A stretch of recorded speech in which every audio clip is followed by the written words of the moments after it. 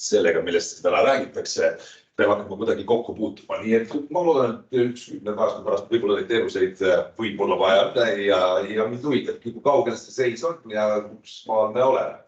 Et kuidas see asi minema hakkab.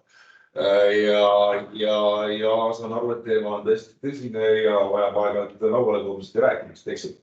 Kindlasti. Ja, väga hea. Kõik on sellega nõus ja siis tõesti tõsine, aga näod on rõõmsad, nii nagu tervis veel lubab ja Simone siis räägib, kuidas tegelikult asi päriselt on. Aitäh! Ja, et tere ka minu poolt, mina olen siis Simone Epro ja mina olen siis tänase päeva korraldaja rollis ja tere tulemast meie teoreetik-praktik seminarile, mis täna siis kannab pealkirja sotsiaal- ja tervishoiu valdkonna integratsioon. Natukene siis meie tänasest päevast, et me paneeldiskussiooniga alustame kohe, kui ma lõpetan ja see kestab kuni kella 12-ni ja siis teeme väikse sirutuspausi ja 12.15 on siis võimalik huvilistel tervishoiu kõrgkooliga minna tutvuma ja kuulata siis, mis õppekavasid siin pakutakse. Aga miks me täna sellest räägime, siis ongi tegelikult see, et heaolu arengukava toob välja, et abivajaduse ja abi osutamine on siis erinevate süsteemide vahel killustunud ja sellest lähtuvalt on siis tegelikult üheks tegevussuunaks siis sotsiaal- ja tervishoiu valdkonna teenuste lõimumine. Siis Eesti 2035 strateegia toob ka välja ühe eesmärgina tervishoiu ja sotsiaalteenuste lõimimise inimese keskselt ning selle raames on siis plaan luua siis selline ühtne koordinatsioonisüsteem. Ja sellega on siis juba vaikselt esimesi samme astutud. Ja siin tõesti esimesed sammud on juba tehtud. Meil on olemas hoolduskoordinatsiooniprojekt, millest me natukene täna ka kuuleme. On PAIK-projekt Viljandi haigla poolt, kus siis ka on ühendatud selline sotsiaal- ja tervishoiu valdkonna spetsialistid ja kaasatud siis inimese abivajaduse hindamisse ja murede lahendamisesse nad. Siis on läbi viidud insuldi juhtprojekt, kus siis ka vaadati seda, et kuidas see inimese abivajaduse teekond kulmineerub ja mis on need kitsaskohad sellel teekonnal. Ja siis on osade perearstide poolt siis tehtud ka sellised sammud, kus siis raviplaan on asendatud näiteks terviseplaaniga, mis tähendab siis seda, et rohkem on fookust toodud sotsiaalteenustele ja inimese terviklikule abivajadusele. Aga tõesti, et miks me täna sellest räägime, on siis tegelikult see, et abivajaja jaoks on ju oluline, et see süsteem oleks tervik, et need teenused oleksid põimunud ja et see teenuse ja abi kättesaadavus oleks siis tema jaoks lihtsam. Ja sellest, mis on siis tänased kitsaskohad ja edulood ja kuidas edasi, et sellest siis meie tänane paneeldiskussioon räägibki, seda me hakkame arutama. Ja annangi siis siin sõna Tanelile, kes on siis meie paneeldiskussiooni moderaator. Ja, aitäh! Väga kena. Mina, kui mitte midagi teada ja lihtsalt loomulikult siia kõik see, kes täna kõva häälega räägivad, tuleb istume siia. Ja, kõik abi vahendustel on vahendustel. Ja, selle ma jätan siia. Ei, kena. Tähtis. Ja esimene asi, ma palungi alustame äkki sealtpoolt otsast siis et kõik siis saavad ennast tutvustada ja öelda, et miks teema teid kõnetab. Jah, kui nii võib öelda. Istudes. Täiesti oma valik, kui mõte jookseb paremini, siis võib alati ka püsti tõusta, ei pea lihtsalt. Tere, minu nimi on Viivika Padar. Õpin Tartu Tervishoiu kõrgkoolis 3. kursusel õendust. Olen varem töötanud koolis lastega väga pikalt ja nüüd siis on mul hoopis hakanud rohkem puudutama mind sihuke eakate vaimse tervise küsimused. Mul on EMO-töö kogemus, et sealt siis võib-olla päris mitmeid mõtteid tekib seoses selle tänase teemaga pärast võib-olla räägimiseks. Tervist, mina olen Merle Varik, töötan siin Tervishoiu kõrgkoolis õe ja ämmaenduse osakonnas kaasprofessorina. Minu lemmikteemaks, minu südamehääleks on olnud läbi aastakümnete vanemaealiste tervisega seonduv ja toimetulekuga seonduvad teemad. Miks see teema mind kõnetas? Nii nagu Simone juba sissejuhatuses tõi välja, tervishoiu ja sotsiaalhoolekande integratsioon, olles töötanud õena tervishoius, olles töötanud sotsiaaltöötajana sotsiaalhoolekandes. omades ka 2 eriala, siis ma näen, oluline on see põimumine ja ma näen jätkuvalt, olenemata sellest, et aastast 2000 oleme sellest rääkinud erinevatel tasanditel, on see jätkuvalt teema, mis ka teid on siia toonud, ma arvan. Et see on see, mille pärast mina tunnen, et see on hea koht, kus kaasa võiks rääkida. Tere kõigile, minu nimi on Tammo Arnalson ja ma tulen Tartu Ülikoolist Ühiskonnateaduste Instituudist ja praegu töötan teaduri ja õppejõuna.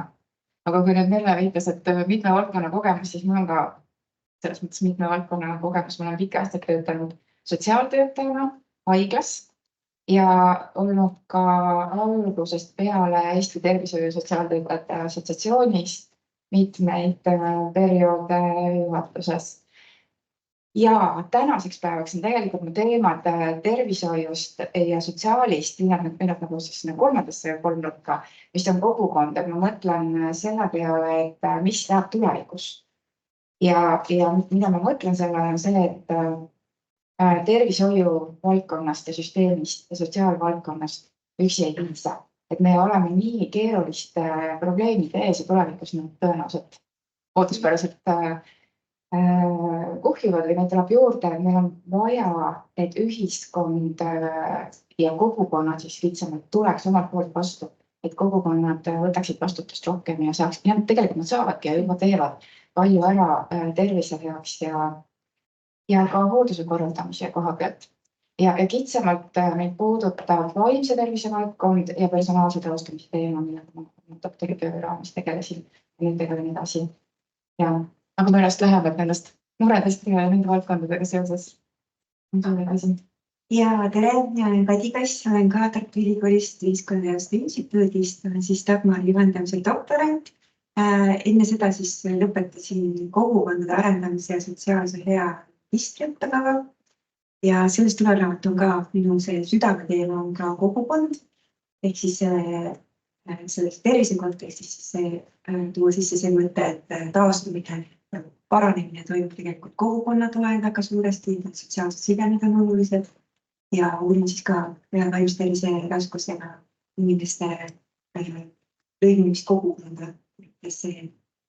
mis võtmed seal avanevad, et ei peaks kõike meditsiini abil korda tegema, et inimestes peituvad tugevused välja tooma ja inimeste ühendamise kaudu saab ka palju jääda.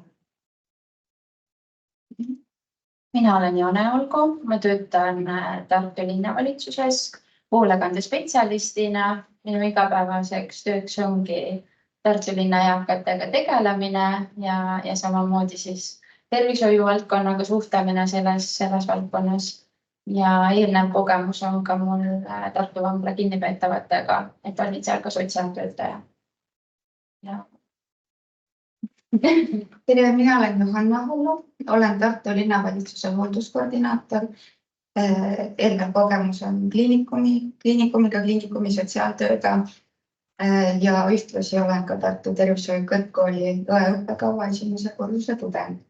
Et see teema, meie Janega tegelemegi selle teemaga praktikas igapäevaselt klienditööga ja üks meie töö eesmärkidest ongi ühendada neid teenuseid ja panna need kliendi huvides kõige paremini tööle.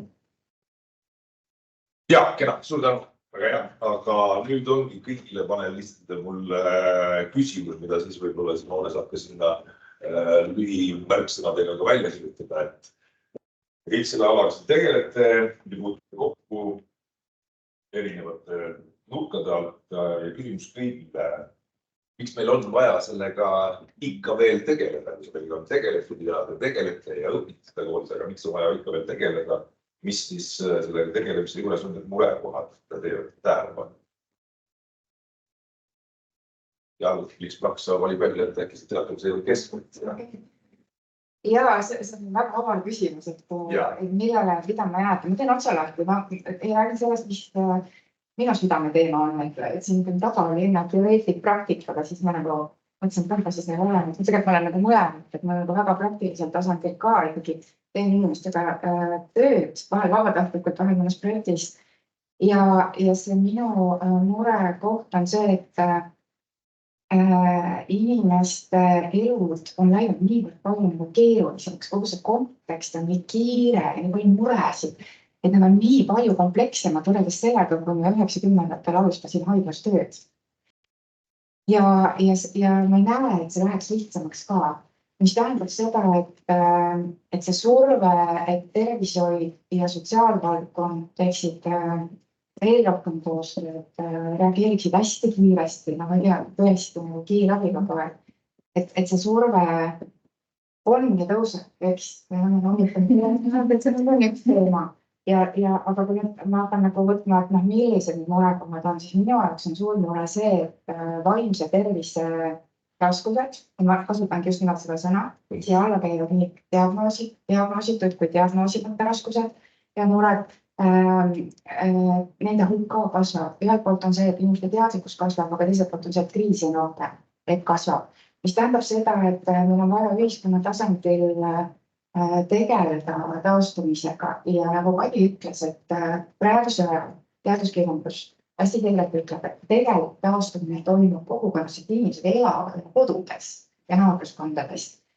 See tähendab seda, et minu vaatest, et me peame pöörama tähelepanu personaalsele taastumisele, aga see tähendab seda, et tervishoiuvaldkonna spetsialistid, õed, arstid, hooldajad ja teiselt poolt ka sotsiaaltöötajad peavad olema selle pildiga taustal ühel meelel, just niimoodi alustada. Elu on kodudes, kogukonnas ja oma kliinilises töös või siis sotsiaalvaldkonna töös kandma panuse selles suunas. Ja, kui mina kõrvalt sellisel, ma saan aru, et murestruktuur on kogu aeg olemas, see, kuidas see nagu väljendub, see kogu aeg muutub. Ma saan aru, et kogu aeg see elu läheb edasi, põhimõtteliselt inimesed ikka elavad, aga see murest, kuna elu läheb kiiremaks, maailm areneb, siis see asi areneb ka komplekssemaks. Ja, järgmine. Ja.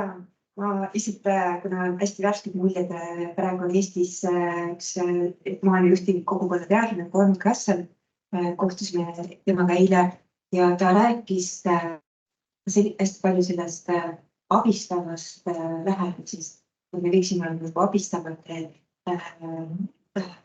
ametite esindajad suuresti, aga et kuidas liigne abi tegelikult ka tekitada selles mõttes kahju, see tekitab selle abisaaja sõltuvuse ja et kui selle asemel on selline vaade, kuidas seda inimest jõustada ja julgustada niimoodi, et ta tuleks ise toime.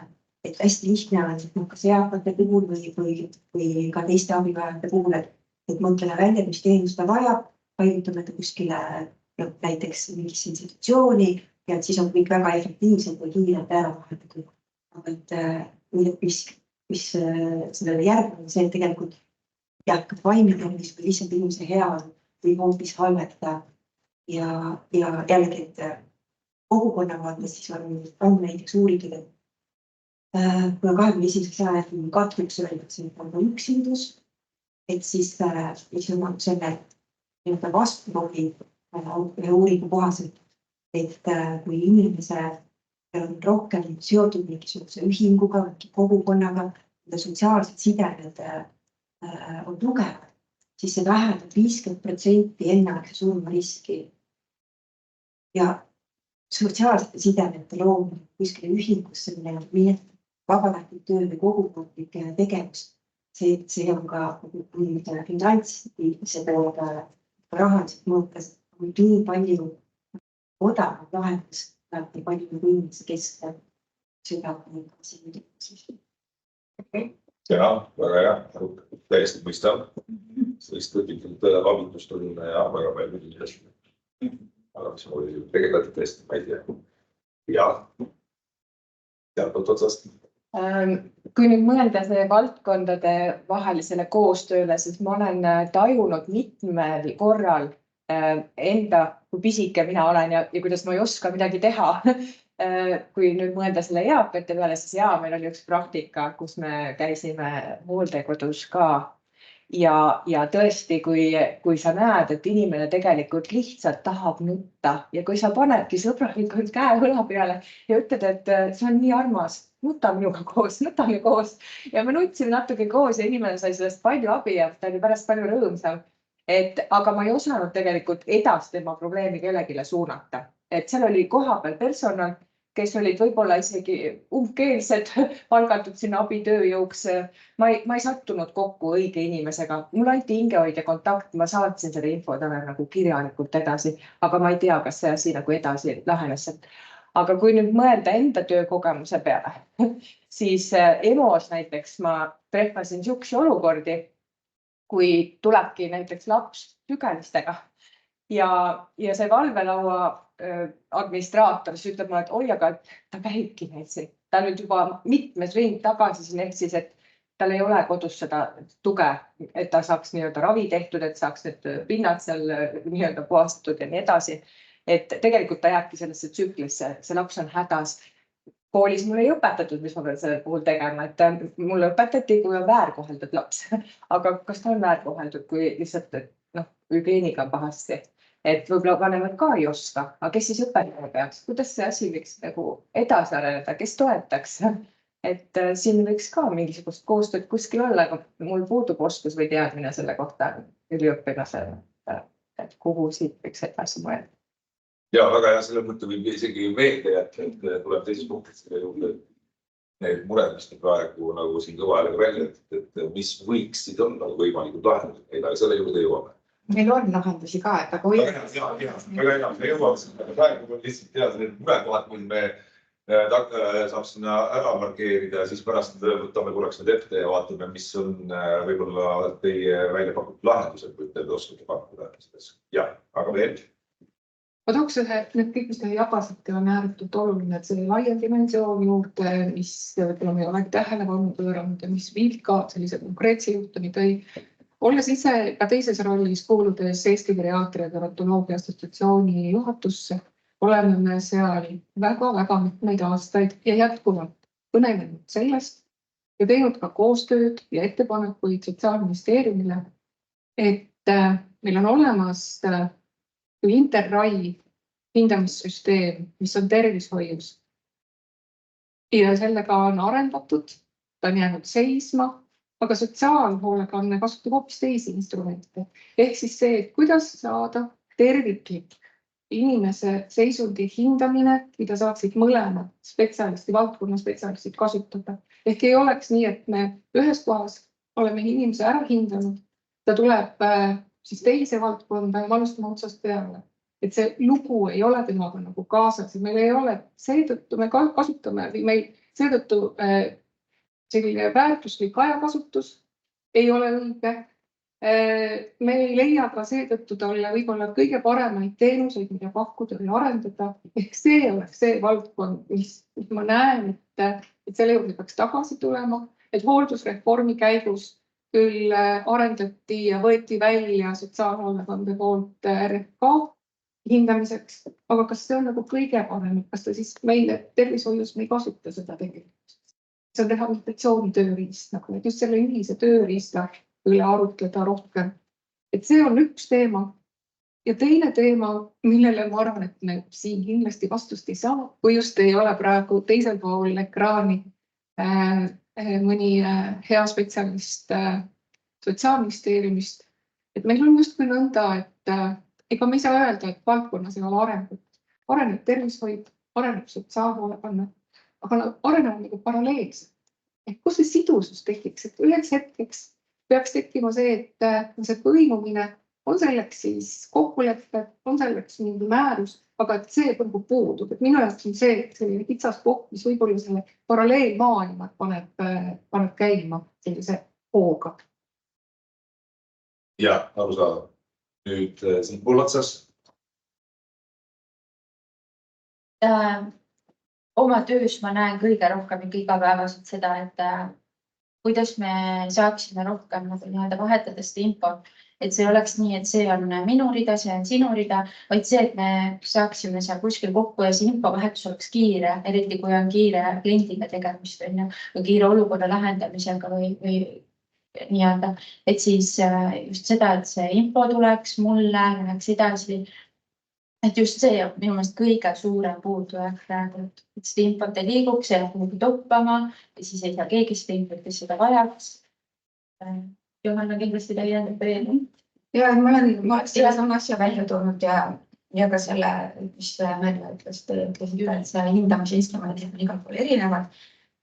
Koha omavalitsuste lõikes samamoodi need varieeruvad ja noh, see, kui see inimene peab kogu aeg oma seda lugu rääkima erinevate laudade taga, see on nagu talle ebameeldiv, see võib olla traumeeriv kogemus, kui see on väga traagiline lugu. Et see on suur probleem ja muidugi vaimse tervise abi ja vaimse tervise teenused. Et me tihti saame need juhtumid, need on meil hästi palju ja me tunneme sotsiaaltöö valdkonna spetsialistidena seda, et meie nagu käed jäävad mõnikord lühikeseks. Et meil ei ole seda pädevust ja oskusi neid niimoodi pikaajaliselt lahendada, sest tavaliselt vaimse tervise probleemid vajavad pikaajalist lahendust. Kena väga hea, aitäh. Tahab keegi kuulajatest midagi omalt lisada. Nendele mõtetele, mis on praegu kõlanud, et mis on murekohad, võib-olla midagi välja toomata. Võib-olla tekkis see küsimus, et see kogukondade teema, et kuivõrd valmis meie ühiskond tegelikult osalema on selles mõttes, et me oleme ju väga eralikud oma loomust juba välja. Ja lihtsalt teadsid, kui kuskile ehitatakse või tahetakse ehitada siis psüühika häirega inimestele meie kodu, et siis sellega kaasab alati tohutu lainendus seal ühiskonnas või seal keskkonnas, siis et valmis me oleme. See on väga hea punkt, kui ma võin seda võtta, et ma olen sotsiaalvaldkonna inimestena ja tegelikult tervishoiuvaldkonna inimesed ju ka puutuvad sellega kokku, et väga tihti on see diskussioon, et tahetakse sellest kodu või siis asutust rajada, siis mitte meie piirkonda. Aga samas üleilmne suund, mida on ka Maailma Terviseorganisatsioon juba aastakümneid öelnud, et tegelikult on vaja, et inimesed ei oleks institutsioonis, vaid oleksid võimalikult oma kodulähedases piirkonnas ja sulanduksid naabruskonda ja naabruskond toetaks. Et see on suur dilemma. Olles nüüd tegelenud kõik need viimased aastad intensiivselt ja hetkel teen ka koostööd kogukondadega, et siis ma näen, et see on seinast seina.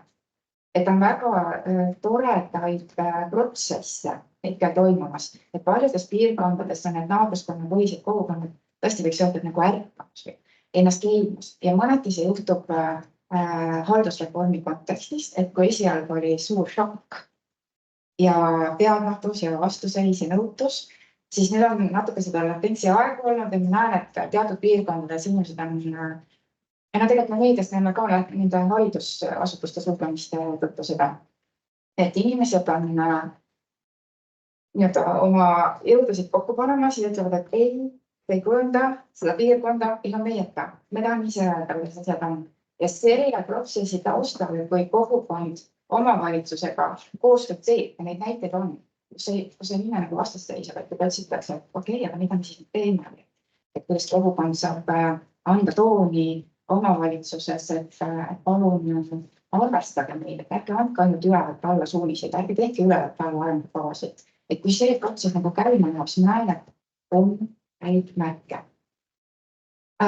Ja samas on see, et meil ei ole teist valikut. Ühiskonnana meil pole teist valikut, see vastuseis on, see mõnda aega veel kestab, aga kui ma mõtlen sellele, et kuhu maailmas minnakse, et üks põhjus, mille pärast on vaja kogukondade suunal, kui tööd tugevdada, on see, mis Kari ütles, et üksikus suureneb. Ja ükski teenus üksikust ei leevenda. See on täitsa selgelt. On toodud välja uurimusi, et kui keegi tuleb su seltsiliseks professionaalina läbi organisatsiooni, siis inimesel on see kahtlus, et sa teed seda ainult sellepärast, et sa oled töötaja. Ega see tegelikult minust ei hooli. Et see tegelikult üksikuse leevendus on see, et on reaalselt, mitte formaalselt suhted inimeste vahel. Et see on üks aspekt. Aga teiselt poolt on see, et maailmas on need suunad, et kogukondi, linnu, piirkondi kujundatakse ja arendatakse.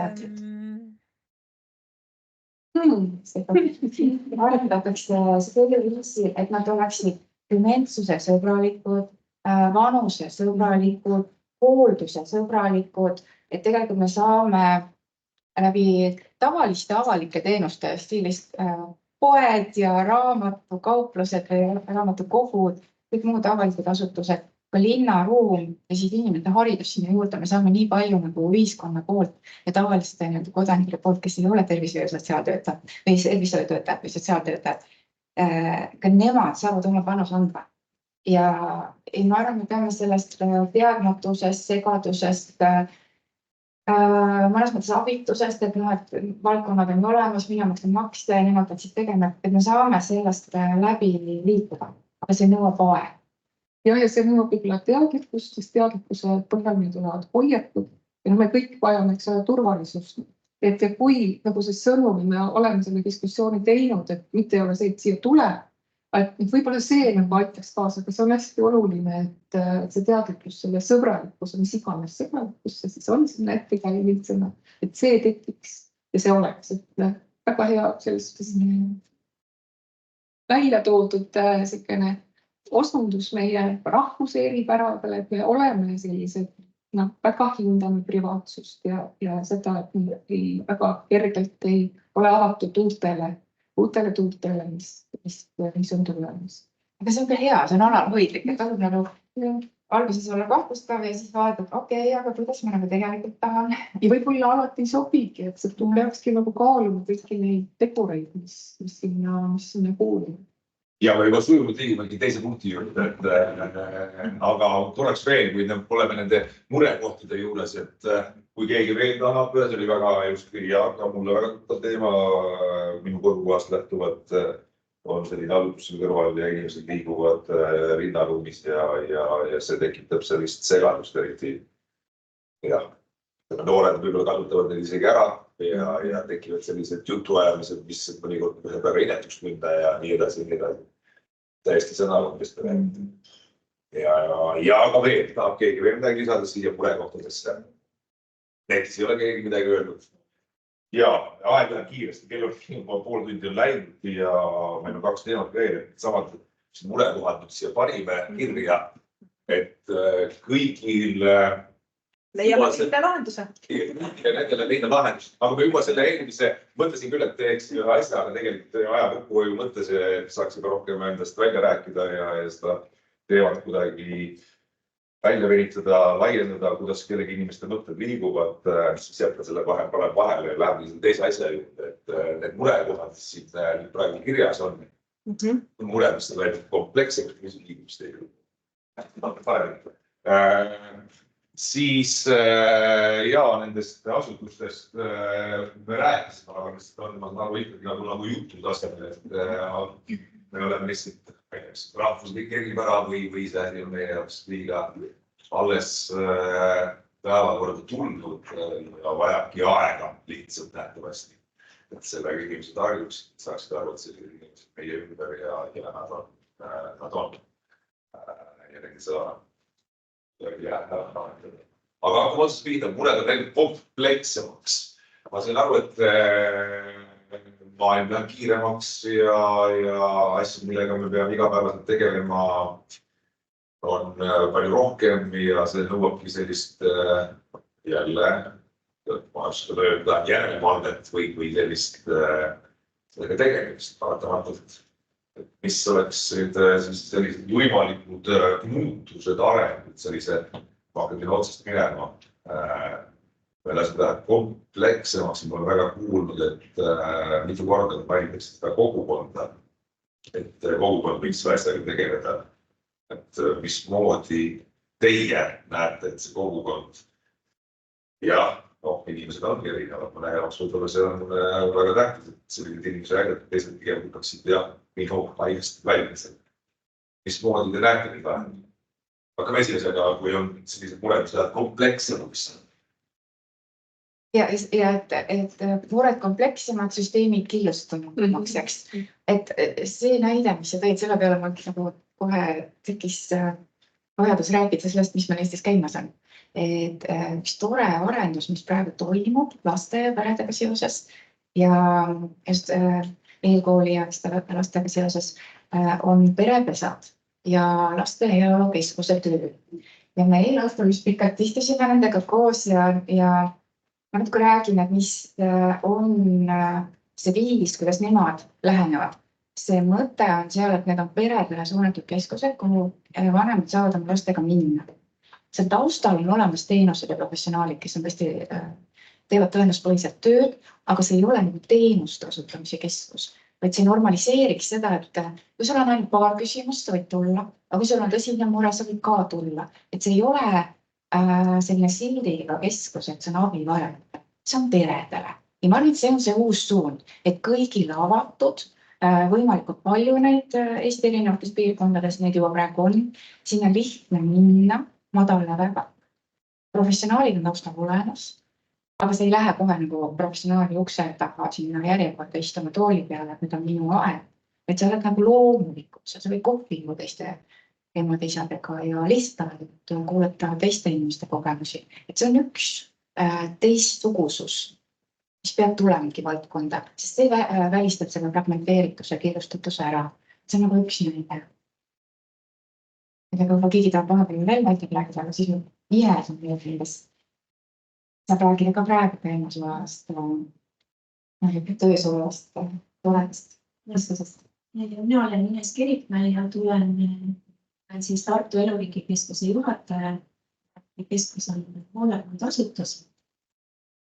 Meil on päris uus asutus Tartu linnas, et me avasime 22. aasta sügisel oma maja, nii et me oleme umbes 1,5 aastat tegutsenud. Aga see vaimse tervise teema ja üleüldse, kuidas inimene ennast erineval elukaare osadel tunneb, on tegelikult hästi oluline. Ja see sama, et mured on komplekssemad ja ka see seotus oma pereliikmete vahel jääb järjest nõrgemaks, on kaasa selle, et üksidus tõesti on katku mõõtmes küsimus. Ja kui me Eluriigi Keskusega alustasime, siis meie esimene mõte oli, et me teeme küll asutuse, see on institutsioon, aga me ei taha seda teha sel viisil, nagu see siiamaani on harjumuspäraselt olnud, võib-olla väikese pärandiga eelmisest ajast. See uue tegemine või uue mõtestamine ei ole lihtne ja see ei sünni nii kiiresti, nagu me oleks võib-olla ka loodnud, aga me oleme teel sinna. Meie põhikäsitlus on, et me vaatame inimest kui tervikut. Inimene ei ole ainult oma füüsiliste vajadustega objekt, vaid tal on ka vaimsed ja hingelised vajadused. Ja kui kasutada Saalomoni tarkust, mis ütleb, et rõõmus süda toob head tervenemist, aga rõhutud vaim see kuivatab luudki, siis see, et inimene ennast hästi tunneb, on meie asutusest ka oluline. Ja mida me siis oleme teinud, et algusest peale oleme kaasanud Dagmari, kes on meile rääkinud personaalsest taastumisest, mis on siis, mis siis tähendab tegelikult, kuidas me siis taastame, kui meil on keskmine vanus Eluriigi Keskuses on 85, siis mis see siis taastumine sellise rühma puhul saab ja võib olla. Aga me oleme näinud väga häid tulemusi ka. Ma toon mõned sellised üksiknäited, võib-olla mis ilmestavad paremini. Meile tuli üks mees, kes ei olnud tänases mõttes liiga vana, ta oli 70ndate alguses. Ja ta tuli kodus, ta oli raskes leinas, ta oli täiesti üksinda. Uks oli lukustatud, ta ei lasknud ühtegi oma lähedast ka ligi. Lähedased olid meelehiti ja lõpuks ta soostus tulema siis meie juurde asutusse. Ja siis ta tuli. Ja kuna meie töötajad on hästi treenitud ka selleks, et mitte ainult tegema hooldustööd, vaid ka märkama ja leidma inimeses neid ressursse või tugevusi, mis tal veel alles on. Ja kui need on siis märgatud ja leitud, siis pakkuma talle ka sellist jõukohast siis tegevust või eelkõige siis aktiveerivaid tegevusi, siis nad nägid temaga päris palju vaeva, et ta üleüldse voodist tõuseks. Ta oli tegelikult füüsilises mõttes terve, aga vaimses mõttes oli ta täiesti haige. Aga 4 kuud rasket tööd ja vaeva et sellega jõudsime sinna, et inimene tõusis voodist, kuna meil on hästi palju ka selliseid tegevusi majas. Meil oli kaasatud tugispetsialistid, huvijuhid, füsioterapeut, hingehoidja, kes igapäevaselt, meil on väga tihe tunnikava. Et kõikidel on võimalus osaleda, siis ta hakkas algumisi siis ka nendes ka võimlemises käima ja mälutreeningutes ja nii edasi, ehk siis sotsialiseerima teiste inimestega. Ja kuna meil on ka kahekohalised toad, siis juhtus nii, et tema kõrvale tuli 106-aastane mees ja sellest hetkest muutus ka tema, ütleme, arusaam, kes ta veel on ja mida ta veel suudab, sest ta hakkas ennast võrdlema selle 106-aastasega, kes oli tohutult vitaalne ja kellest ta oli 30 aastat noorem. Et meie jaoks on ka tähtis see, keda me kellega kokku paneme ja vahel sellest saab nagu uus inspiratsioon või elujõud. Et ka töötajate mõttes, et me oleme püüdnud teha nii vähe, see on meie moto, nii vähe kui võimalik ja nii palju kui vajalik. Aga eelkõige, et ka need inimesed, kes meil on, et me loome selliseid häid seltskondi või soodustame nende koos käimist, ka selliste pisikeste kogukondade teket. Seal on teeõhtute prouad ja siis on kabemängijad ja muud sellised väikesed rühmakesed, kes tegelikult üksteist abistavad ja ka jõustavad oma elulugudega või siis aiapidajad. Meil on ka kasvuhooned ja teenrad, ja seal on kõik klapid hästi välja mõeldud. Ja kui personaalsest taastumisest veel rääkida, siis meil on ka infosüsteem, mida me siis oma asutuses peame. Selles on ka võimalik kaardistada, millele me hakkame rohkem aega pühendama, ka inimeste soove ja vajadusi. Ja siis, et me nagu süsteemsemalt läheneksime sellele, et võib-olla inimesel on soov, näiteks ühe kaardistuse põhjal ütlen, tõusta istuma, eks ju, et ta on läbinud ühe operatsiooni, aga tema soov on tõusta istuma, siis me saame, kui meil on see teada, siis füsioterapeut vastavalt siis pühendab temale aega ja jälgib, et see tema soov saaks ellu viidud. Ja see infosüsteem, mis meil on, see aitab ka monitoorida, et lisaks meil on ju ka õed, meil on hooldustöötajad, keda me oma majas nimetame juhendajateks, sest nende ülesanne ongi laiem juhendada mitte ainult elamistoimingutes ja hügieenitoimingutes, vaid ka sellise isikliku heaolu või taastumise suunal. Ja teised spetsialistid, et igapäevaste kannete põhjal me näeme ka selliseid arenguid, et see infosüsteem ka selles mõttes abiks ja lõpuks. Meil on plaanis luua personaalse taastumise spetsialisti ametikoht, mis kõik need valdkonnad, mis meil majas tegutsevad, tugispetsialistid, õdede meeskond, kas või köögimeeskond, juhendajate meeskond ja teised, et need tegevused omavahel üheks tervikuks siduda, et aitab, et see on selline koordineeriv ülesanne, ta aitab seda ellu viia. Jätsin nimetamata, et meil on majas ka lasteaed, et meil on 2 elukaare poolt koos, et ka lastega koostöö tegevusel. See aitab ka nagu uut põlvkonda uuel viisil kasvatada, et mitte hoida siis lahu selline teadgruppe, vaid juba maast madalast nad on harjunud suhtlema meie eakatega, nad kohtuvad õuealal või siis võimlemistunnis või siis kontsertidel, mida nad teevad. Ja väga toredaid sõprusi on sealt välja kujunenud siis eakate ja lastega.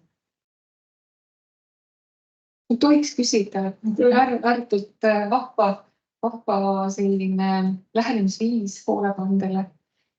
Aga kuna mul üks selline uurimisvaldkond on ka lähedased, siis varasemalt intervjuudest on välja toonud just nende lähedastega, kellel on siis see kogemus, et nende see ema või isa on hooldekodus, nad tunnevad ennast eemale jäetuna. Ma küsin, kas teie kontseptsiooni sees on ka interdistsiplinaarse meeskonna liige lähedal? Et praegu ma kuulsin, et seal on spetsialistid ja selline hästi hea võrgustik, mis tekib selle inimese ümber, aga ega ta ei jää ju ilma oma lähedast, sest see side on nii tugev. Kas te näete, et see võiks olla ka teie meeskonnas või mõelda selle peale, et näiteks lähedastest on mingi ja nõuandev kogu või et ma mõtlen, et kas või oma lähedase puhul, et ma tahaksin ka teada, ma tahaks olla talle toeks, mis toimub selles keskkonnas, et mina oskaks ka teda toetada ja ma tahan kursis olla, sest sageli on ikkagi selline esmane infoliin selle lähedaste omavahel. Et ega omaks ju ei saa selliselt see personal, vaid selline, ikkagi selline side jääb ju oma pereliikmetega. Mis mõte selles suunas on? See töö pereliikmetega on veel kõige suurem töö, sest üldiselt asutusse tulles eakas ise läbi väga raske sellise protsessi, millest ta vajab ka taastumist. Võiks öelda, et see on võrdne leinaprotsessiga. Ja seesama juhtub lähedastega ka. Kui sinu eakas ema või isa, tema terviseseisund oluliselt muutub, me räägime täna ka dementsussündroomist palju. Ta ei olegi, ma ei näegi seda ema enam, keda ma olen pikaaegselt tundnud, siis ka lähedaselt läbivad täpselt samamoodi sellise leinaprotsessi. Mida me oleme teinud, esimesed sammud on see, et me oleme hoidnud oma maja lahti. See ei ole väga populaarne võib-olla meditsiiniasutuses kõvasti välja öelda, aga me näeme, et see, kui inimene ei saa kohtuda oma lähedasega, on suurem kaotus või tervisekahju kui see, kui keegi nakatub nohuga, eks ole. Jah, me saame kasutada isikukaitsevahendeid, aga me oleme tõesti püüdnud hoida oma maja nii palju kui avatud kui võimalik. Ja kui lähedasele pakub tähendusrikkust oma vanemaga koos olla kas või see, et ma pesen teda. Mina lapsena, ma aitan tal pesta. Me oleme ka seda lubanud, et me ei võta inimeselt ja peret ära neid häid harjumusi, mida nad on siiamaani teinud. Õues jalutamine või siis sünnipäevade tähistamine või muu. Aga nüüd institutsiooni tasandil lähedastega suhtlemine ongi see, me oleme näinud, et on palju sellist mittemõistmist ja me oleme püüdnud lahendada neid siis ümarlaudades, et ümarlaua vormi kasutades istume ümber laua, nutame koos, aga siis ka leiame lahendusi. Ja ma näen ka seda vajadust, et on väga palju teadmatust, aga ütleme siis ka, mis mu vanemaga toimub, ka sellist selgitamist. Seda tuleb väga-väga palju teha.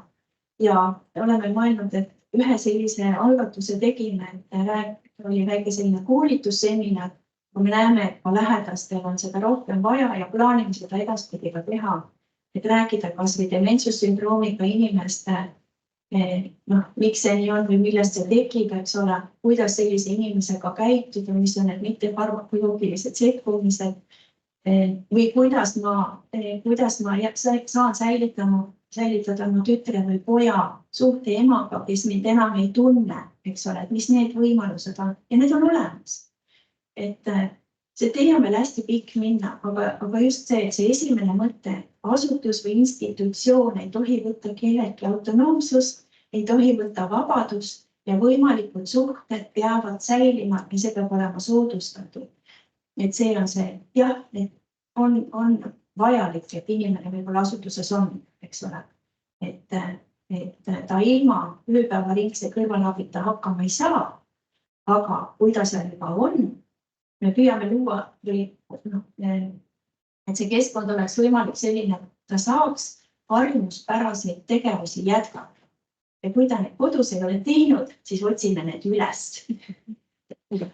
Mul on siia võib-olla üks hea kommentaar lihtsalt juurde, et üks minu paljutest praktikabaasidest oli Eluringi keskus ja see oli ainus praktikabaas, kus ei olnud meil vaja teha tükitööd, ehk siis sul peab olema tehtud 10 sidumist ja 10 vererõhku mõõdetud, vaid meile öeldi, et suhtle nii palju, kui ta vajab. Et see oli nagu selline meeldiv kogemus meile, me läksime, me tahtsime sinna minna, me tahtsime suhelda ja praegu on ka meil listis üleskutsed, et kellel on valmidust, et tulge jälle jutustama ja toimetama eakatega. Aga see oli nii meeldiv kogemus, et paljud lähevadki tagasi niimoodi lihtsalt omast vabast ajast, et tore oli pakkuda ja see oli selline nii mõnus emotsioon.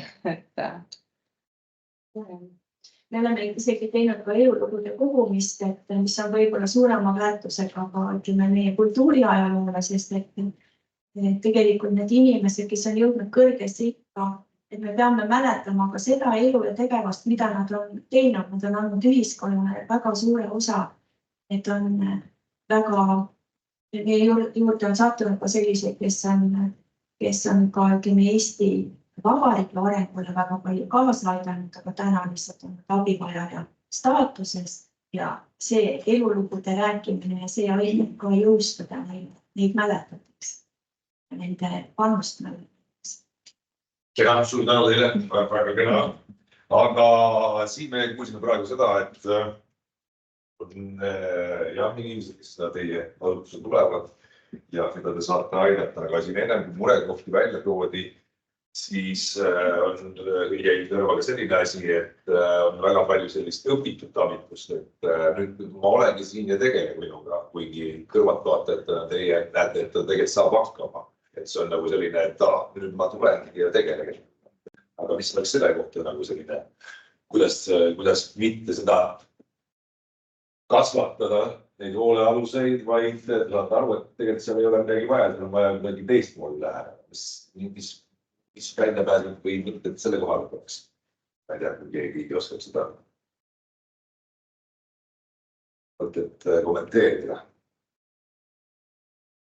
No meie jaoks me ikkagi üritame kliendiga tegeledes jätta põhivastutuse tema enda elu tervise eest talle. Ja me saame teda toetada ja suunata ja olla tema jaoks olemas, aga me ei saa võtta ära temalt seda vastutust. Et see ongi see, ja teiselt poolt see ka, et kui ta on jõudnud teatud tasemele, et tegelikult saaks iseseisvalt hakkama, siis me nagu üritame teda jällegi suunata sellele iseseisvusele, mitte jätkama sellist sõltuvussuhet meile. See on lihtsalt selline suhtlemise teel käiv hoid. Ja kui on vaja, siis juba paneme teenuseid vajadusel. Kui on vaja mingisuguseid ja ikkagi kõigest säilitada, kui ta on võimeline saama ise, siis. Ja et siin oli juttu ka, et kasutada ära neid ressursse, mis tal juba on, et me ei hakka nagu ilma asjata talle ka neid teenuseid määrama, kui tegelikult me saame võib-olla tema sees tuua välja midagi, mida ta ei teadnud, et tal on olemas, et ta saab tegelikult ise mingi asjade hakkama. Ma arvan, see vana hea, et anna lund, mitte kala, see üks põhimõte, hästi ilus lugu, mis jagati just sama autonoomia toetamine ja sealt sinna juurde käib see, et kes teist on olnud nende kipsisalaga või muidu abivajas seisnud ise, aga see ei ole väga hea positsioon, kus olla see abitu tunne.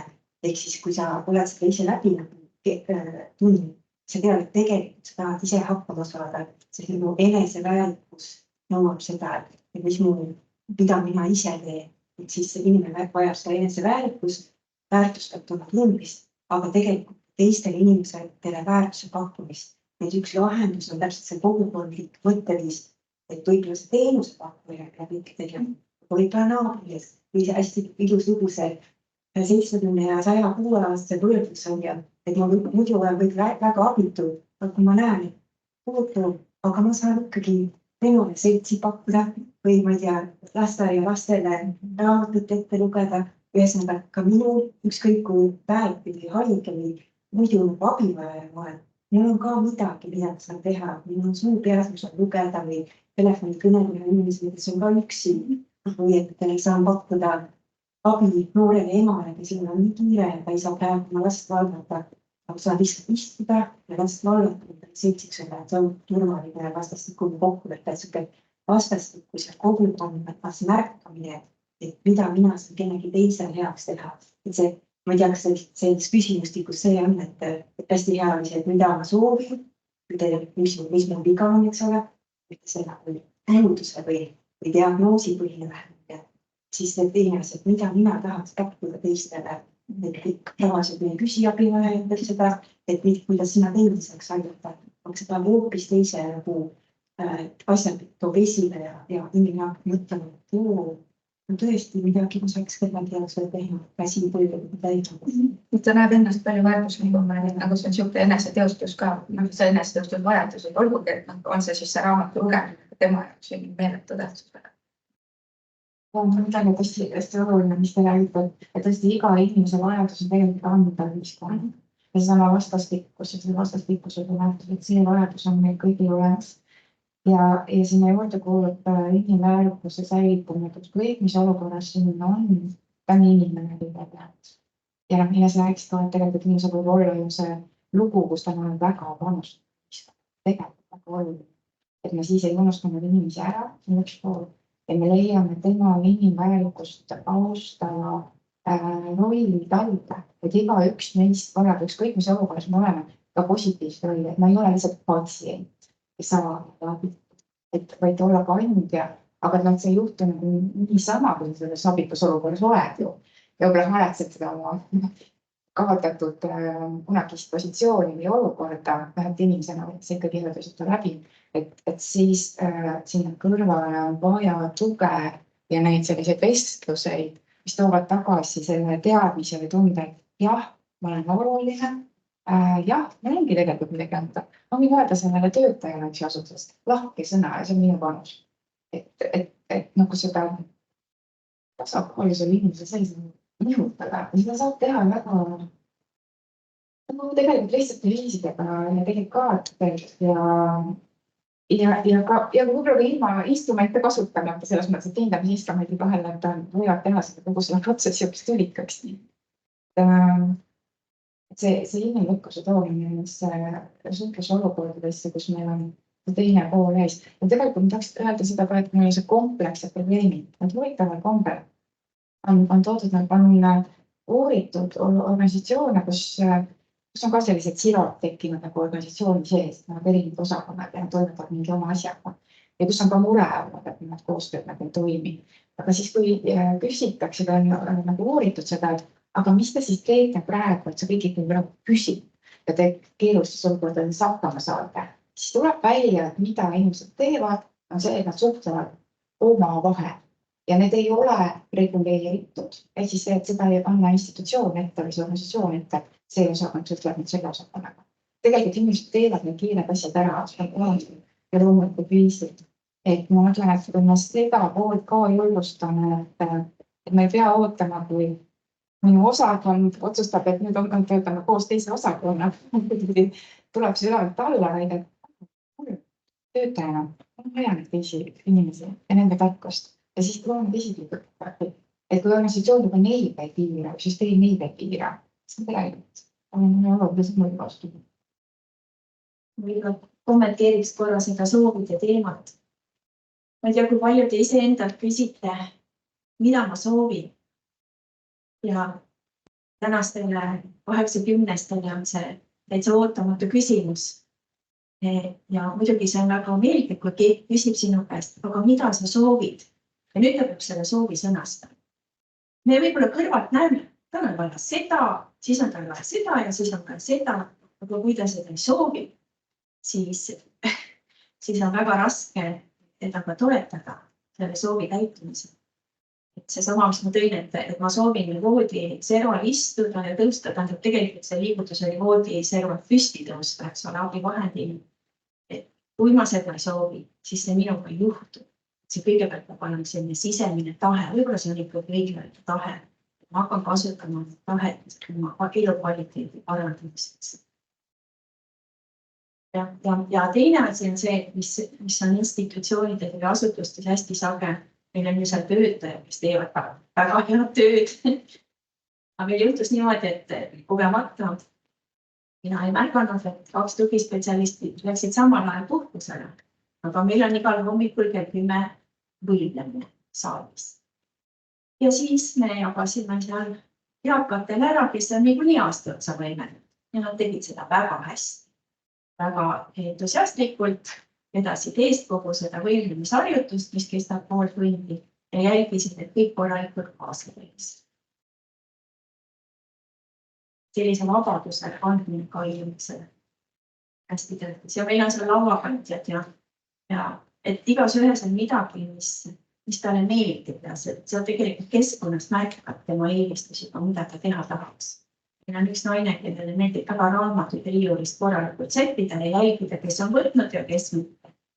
Me planeerime temast teha raamatulevitaja. Ja, ma alustan, et ongi väga kena tood. Mõtlen ka selle oma erinevad pealt, kuidas lahkame inimpsühholoogi, et ega see on just koolis õpid ühte, aga elu on tegelikult teistmoodi, et päris need niimoodi nagu abitseda järgi kogu aeg ei saa käia. No, et see järgselt jutuks ongi see, et rääkides inimestest, kellel on mingi mure, kas tõusmisega voodis. Üks inimene ütleb, et ärge aidata mind. Kuulge, ega teil on just paremat. Ma tean, mis mul viga on, ma pean püsti saama. Ma olen teist halvem. Teine samasugune on kõrval, et aga nüüd aidata. Seda ongi väga keeruline aru saada, kus see hetk on, millal peaks seda tegema ja millal ma ei peaks seda tegema. Millal ma ei peaks hakkama seda ainult, et mind aidatakse kogu aeg. Tegelikult jah, see harjumus tekib. Aga hüva. Siin peaksime jälle viimase asja juurde minema ja mulle siin selja pealt silma, et info kahe valdkonna vahel ei liigu. Kas meie kogukond on valmis? No tegelikult kahe valdkonna vahel, et ja see on aru siis sotsiaal- ja tervishoiu valdkond, seda räägiti siis minu murekohtades mitu korda, et üks teab, teine teab, üks ei tea, et ei ole nagu kuidagi sellist sulamist või ma ei oska öelda, mis see teie valdkonnas on, registrid, kus kõik asjad saaksid, kõik inimesed sellega saaksid kuidagi kokku, kui keskpärad oli, igaüks teeb oma asja ära ja panevad riiulisse korras. Aga kuidas saaks seda asja nagu ühendada? Mis mõtted sellega? Või näited? Teil on mõni hea näide oma praktikast, olles, mulle nii meeldib, et koordinaatori välja kutsutud. Võin nüüd oma valdkonnast tuua ka, et ega filmi juures on samamoodi, et film on oma osad, on kunst, heli, kaamera ja kõik nad on võtteplatsil ja seisavad, aga kui seal ongi vaid korras kortsu läinud ja siis läheb 5 minutit, kui leitakse kunsti osalevast inimene. Piisaks üks puha, kes tuleb, teeb lihtsalt selle liigutuse ära. Meeletu aeg läheb selle peale. See on minu osakond. See on minu kunst, kus ta on, võtsin üles. Lihtsalt, et tegelikult ei ole vaja midagi, kui lihtsalt üks liigutus. Võetakse aega kokku, energia ja kõike muud. See on lihtsalt minu autoboks näide. Aga kuidas seda teie valdkonnas teha? No, see näide meie valdkonnas ka täitsa nagu asjakohane.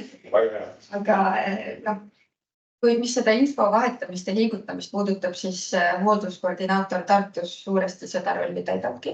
Et me oleme nagu sotsiaal- ja tervishoiusüsteemi vahepeal, üks jalg on ühes süsteemis, teine teises. Et me oleme sotsiaaltöö ettevalmistusega erialadelt, aga me töötame perearstikeskustes. Et alguses kõigepealt see eesmärk oli leevendada omastehooldajate koormust just selle killustatud süsteemis orienteerumisel ja õigete asjade õigel ajal õiges kohas saamisel. Aga praegu on kogu see asi nagu laienenud, et me oleme ise ka keskendunud rohkem sellele, et me käime ennast reklaamimas tervishoius. Et tänu sellele meil on olemas koostöö Tartu Kiirabiga, kliinikumiga läbi sotsiaaltöötajate naguni, aga me käisime näiteks rääkimas EMO-st, et kuidas tervishoius me saamegi käia rääkimas seda, et vaadake, meie oleme olemas, kuidas meie saame teie töö teha lihtsamaks. Kuidas me saame vältida seda, et seesama patsient, nagu täpselt sinu näide oli, et ta satub nagu võib-olla 5 korda kuu aja jooksul EMO-sse. Sest tegelikult seal ühelt poolt on see kulu- ja koormussüsteem ja teiselt poolt on see koormus inimesele endale, sest et kogu see abivaja roll ja see, et tegelikult nii palju, kui me jõuame, me üritame ka ennetada seda, et see olukord läheks juba nii hulluks, et ta vajaks kas asutushooldust või kuskil mingit pikka haiglaravi. Et samamoodi meie eesmärk on see, et inimesed saaksid võimalikult kaua iseseisvalt omas kodus hakkama või oma keskkonnas, kus nad siis soovivad olla. Et jah. Võib-olla siit üks tähelepanek siis, et ma tervishoiukõrgkooli tudengina võib-olla sooviks sihukest loengut saada siin, sest EMO-s on korraga üks vahetus ainult tööl, eks ju. Et aga siit tuleks ju järelkast, kus kõik teavad, sihukene kollektiivne teadmine tuleks peale. Ühte loengut me oleme isegi pidanud, see oli äkki eelmise kuu lõpus käisime rääkimas magistratidega oma tööst ja üleüldse me alustasimegi sellest, et mis on sotsiaalsüsteem, kuidas on üles ehitatud, millal meie töö põhineb, et miks nagu tekib küsimused, et miks te saate teha nii, aga teisiti. Et see oli tegelikult hästi tore kogemus, et hea meelega tulime veel rääkima, kui on huvi selle vastu. Ja meie samamoodi üritame, kui me klienditööd teeme, et siis me mitte ainult ei ole niimoodi silmaklappidega, et meie oleme sotsiaaltöötajad ja see näiteks, et kui ta seal köhib või kurdab mingeid valusid, et aga see on tervishoiu, sellega me ei tegele. sisuliselt me ei tegelegi, me ei hakka teda ravima, aga me kogume selle info kokku, me küsime täpsustavaid küsimusi, me anname selle edasi perearstile, pereõele. Pole harvad juhud, kui inimese nõusolek või muidugi, et kui on mingisugused lamatised, haavandid, et me teeme pildi, saadame pereõele, ilma et see pereõde peaks leidma perearst oma tihedaks graafikus aega sinna koju minna. Ta vaatab seda pilti, ta teeb saatekirja koduendusele ja see koduõde juba paari päeva pärast läheb. Ja tegelikult ongi see, et see inimene, võib-olla ta ei saa sealt kodust perearstile minnagi, sellepärast ta istub oma haavandiga seal. Et sellised olukorrad me üritamegi hästi kiiresti ära lahendada, et see inimene saaks just sobiva abi või vajadusel oleme neid viinud ka EMO-sse, haiglasse. Ja hästi tihe koostöö on hoolekandespetsialistidega ja üldse teiste nende piirkonna töötajatega. Et me teeme niimoodi ka, et kodukülastustele me juba kaasame. Esmalt tuleb see pöördumine, eks ju, me juba kaasame vajadusel hoolekande, vajadusel heaolumeistri, kelle iganes. Et just vältida seda, et see inimene, meie käime hindame, siis tuleb hoolekanne hindab, siis tuleb võib-olla keegi veel hindab. Et see inimene peab otsast peale ja samas tema see abi tema jõudmise aeg venib pikemaks, sest kõik muidugi peavad käima ja hindab käima. Nii, aga selle asja nagu lahendus võiks olla siis kuidagi ongi märknud? No me oleme seda nagu aastaid arutatud, et võiks olla mingisugune ühtne infosüsteem, et meil ei oleks just vaja, praegu on teinekord see koostööga hästi palju isikupõhine, et me juba teame üksteist, meil on oma võrgustik ja see toimib, aga kui mõni võrgustiku liige peaks vahetuma või sealt ära kaduma, siis ma ei ole kindel, kas see nii hästi enam toimiks. Sest et jah, praegust ongi, meil on oma sotsiaalteenuste andmeregister, tervishoius on kliinikumis EHL, perearstidel oma süsteemid. Tegelikult me ei näe, mida teised on teinud ja siis võib-olla võibki jääda vale mulje, et inimene seal ütleb lihtsalt, et tema pole kuskilt abi saanud, tegelikult võib-olla perearst korduvalt tegelenud, kiirabi korduvalt käinud, teisipidi vaates, inimene ütleb, et mind keegi ei aita, võib-olla tegelikult on teenuseid peal ja aga Ja arusaadav, aga kui nüüd siin ruumis, ma ei tea, kas seal, mis siis takistud, kas seadusandlus või seadus ei lubagi sellist asja teha. Andmekaitse luba, aga kas siis ongi, et käed kukuvad rüppe, et me ei saagi midagi teha, või ikkagi on selle kahe andmebaasi vahel leida selline hall ala, kus võib mingit infot jagada, kuule, äkki peate sellest aknast sisse vaatama või äkki peaksite selle ukse lahti tegema, mitte äkki, vaid vaadata selle ukse taha. Ja see oleks ideaalne, sellist arendust me nagu tegelikult ootamegi, et meie ei arvagi, et meie peame nägema kõiki terviseandmeid ja vastupidi. See on oluline ja näeks igat diagnoosi. Ja, et meie nagu diagnoosidest otseselt nagunii lähtub. Aga et just jah, et vajaduspõhiselt, et kui keegi või siis päringupõhiselt, et aga see on andmekaitse seisukohast. Ma olen aru saanud, et väga keeruline lugu, et muidu oleks ammu ära tehtud. Ja seal on siis ka inimese nõusolek, et see inimene peab tegelikult olema nõus, et võita. Aga põhimõtteliselt ma saan aru, see seadus on olemas, aga kui seda nüüd hakata kõve häälega rääkima ja ma saan aru, et see on murekoht, kus need kaks valdkonda, kes praegu ongi, üritavad kuidagi need liikmed, mis kogu aeg kõrvuti lähevad, aga kokku ei saada kokku, et siis peaks seda kuidagi kusagile selle info viima, et vaadake, meil on see mure aastaid olnud ja see lihtsalt käime nagu ümber pudru kuidagi kokku ei saa, et äkki peaks kusagile selle õigesse kohta viima, aga kes seda võiks teha? Kas seda on viidud juba 20 aastat? Ja vastus, kuhu me põrkame tagasi kinni seina vastu, on see, et STAR-programm sotsiaalhoolekandes ja muu programm tervishoius ja need ei liidestu. Ehk siis suur digiriik ei suuda leida tegelikult seda lahendust. Et me kogu aeg otsime seda lahendust. Ma ootan huviga. Ma täiendaksin ka seda, mis on minu kliinikumi, psühhiaatria kliinikumi sotsiaaltöötajaga ja siin rääkides andmevahetusest ja sellest andmekaitse seadusest, siis kui minu osakonnas, mul on ambulatoorne ja statsionaarne psühhiaatria osakond, aga peale selle on veel akuut ja noorukid, meil tulevad noorukid ja tulevad ka akuudist inimesed. Ma tahtsin lihtsalt lühidalt öelda seda, et kui inimene on akuut kinnises osakonnas ravil, temaga on tegelenud juba kohalik omavalitsus, sotsiaaltöötajad, ka neid andmeid ei näe mina. Ma pean jälle hakkama otsast ketrama, kes temaga on tegelenud, keda ma teavitan. tähendab andmed ei ühti, ma ei saa teha päringuid, ma ei saa mitte midagi. Ma hakkan tühja tööd. Mure on seesama, mis sa räägid. Täpselt sama mure. See on väga suur mure tegelikult. Ja, aga siis ma täiesti kõigepealt saan aru, aga saan aru, jõued. Tähendab, saan murest aru, aga ma arvan, et selle vastu kuidagi jõued. See nagu sest näiteks see inimene, mul on konkreetne näide siin päevast tagasi, mul on osakonnas inimene, keda öeldakse, et ta viiakse üle akuuti ja seal lõpeb tee. Ma isegi ei näe, millal ta sealt akuudist välja läheb või kui ma tahaksin teavitada kedagi veel. See on täiesti absurdne. Ja. Ei oska seda. Kirjam on isegi õigel luksel koputatud padek ja kõigil on seda. Selle kohta nii, et igas osakonnas on oma sotsiaaltöötaja ja me dubleerime. Töötajad dubleerivad oma vahel. No selles mõttes, et mina ei näe, kes temaga tegelenud on, ma ei tohi andmekaitse päringuid teha.